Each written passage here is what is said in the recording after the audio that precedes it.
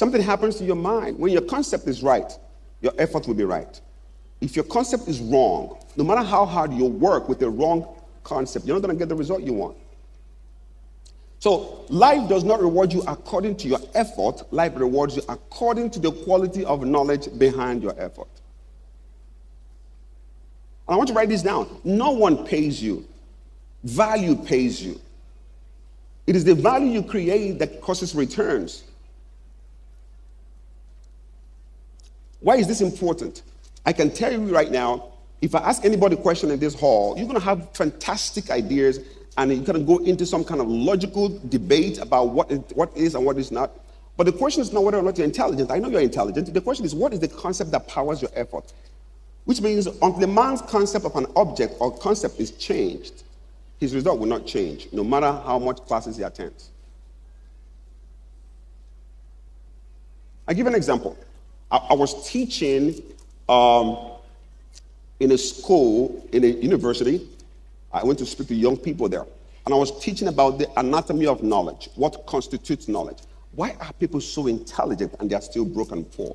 The moment you call the poor man, it can give, if you talk to them about Nigerian economy, they will dissect it for you. But why is it not successful? Why do you have doctors who are broke? Why do you have lawyers who are broke? Why do you have pastors who are broke? These are great people, honest people, kind people, but you're still broke. The only question is the concept. The conceptual framework of what they do is wrong. In other words, I don't even have to spend 13 hours with you. Once I change your concept, your outcome will change.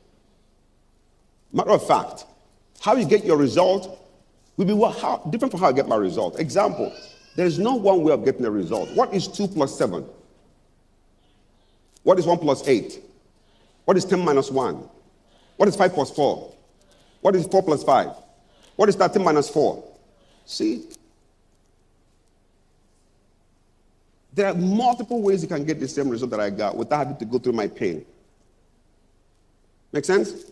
So I was in this class teaching these young undergrads, and this woman saw me. Her name is Mrs. Elijah Brown. She was the permanent secretary of Lagos State at the time. She said, Mr. Ogo, this is an amazing class. She wanted me to come and speak to her friends who are professors. So I walked into this class to speak to these professors. There were 45 of them, 45. And none of them were less than 65 years old, 65 years old. And they were all professors in their gray hair. So I walked into the hall in my usual character of being controversial. I said, any old man or old woman in the hall, please stand on your feet.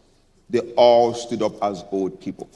I said, I do not speak to old people. If you're an old person, I want you to walk out of the hall right now. How do you think they felt? They felt bad. They said, who brought this little brat to come and talk to us? I was 35 as at the time. I was having this opportunity to speak to these professors who are 65 and above. And I said, well, before you throw me out, okay, please, I want you to bring your phones out, and I want you to check the meaning of the word old. So they brought their phones, and they checked the meaning of the word old. What they found out as old was antiquated, out of use, useless, irrelevant. And I said, any old man and old woman in the house, keep standing. They all sat down.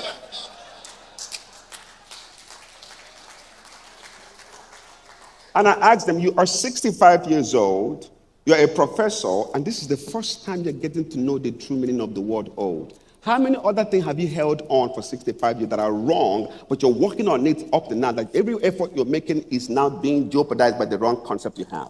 You know what I found out? The greatest obstacle to success is no longer ignorance, but the illusion of knowledge. So many of you know a lot of things that are fundamentally wrong. And because that's all you know about that, it seems like you're not making effort. There are people who are working less hard than you, they are making more than you're making. There are people who are not working as hard as you are. You are working 4 a.m. in the morning, you're out. 10 p.m., you're back. And I check the result you have. It's not commensurate with the effort you're putting in. And some people are working lesser time, and they're making more. So now, what is the difference between business and investment, which is affecting most entrepreneurs in getting the kind of result that they want? This difference makes a lot of difference in the outcome you have in your business. But first, an entrepreneur is someone who is passionate about his or her idea, who wants the idea that she or he has to be very successful in terms of implementation. A businessman is someone that wants to make money out of those ideas. So there's so many entrepreneurs who are not business people. They're not thinking cash flow. They're not thinking, how can I make money from my ideas? I have some people who are so passionate about their ideas, they forget to make money from it. So I need to make the differentiations. An entrepreneur is passionate about an idea. He wants the idea to work. He wants the value to be authenticated.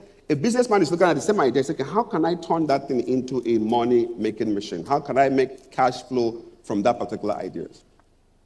That's the difference in a lot of people that I see. Very good people, passionate, dedicated to their job, their businesses, but it's not growing, it's not expanding because they have not understood the concept difference between an entrepreneurship, which is getting ideas to work, making it very useful, from a business person who is not just crazy about ideas, but is crazy about what? Cash flows, market realities affecting how that wonderful idea can be very powerful. 90% of the times, most ideas that are very successful are not always the best ideas, that they're the best marketed ideas. Do you agree? Okay?